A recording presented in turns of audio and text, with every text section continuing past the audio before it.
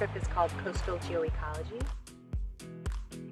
So the goals of this trip are really to get students into a very dynamic coastal landscape. So coastal geoecology is really the only trip, I should say it's really the only course in our environmental studies curriculum that deals with coastal ecosystems and coastal environmental issues. We come to Cape Cod because it's close. It's only 3.5 hours from Keene. It's very vulnerable to sea level rise. It's very vulnerable to other environmental changes.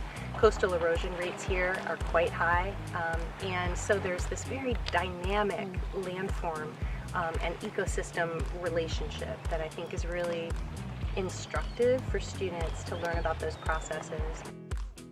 So students have an opportunity not just to hear my voice for 5 days, but also to hear the voices of Cape Cod National Seashore scientists like Sophia Fox. Humans have an incredible knack. And Steve Smith. This old pipe that used to exist just for the purpose of draining the lake when the And also they get to hear the voices of local municipal shellfish constables and other local managers. Any fin fishing that goes on, or even things like lobster.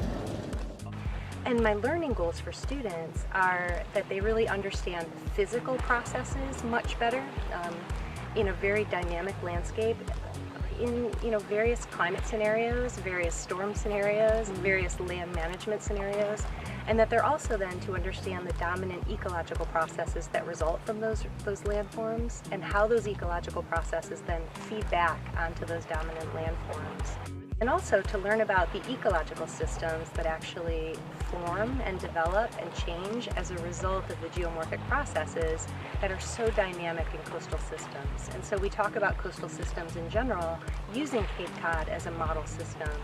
I want my students to come away from this trip understanding that asking really good questions and being able to listen well to multiple stakeholders and bring people together and not just be good at the science, but also really have good skills of communicating science and understanding where multiple stakeholders are coming from can be very important.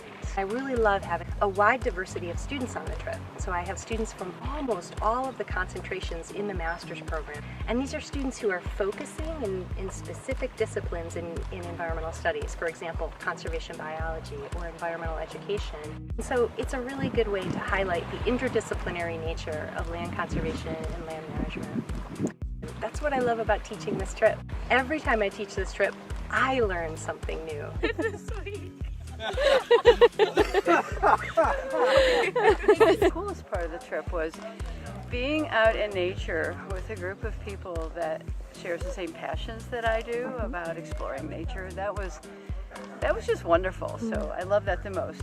I think this trip was awesome. My favorite part was just exploring the Cape with my friends and being here for the first time and being with someone that's so knowledgeable about all of this information. Really, aside from the botanizing that myself and a bunch of classmates have done, just really got a great sense of how unique of a place Cape Cod is and just how ephemeral of a place it is. You're by my side, so that I'll never feel alone again. They've always been so kind, they didn't get your mind.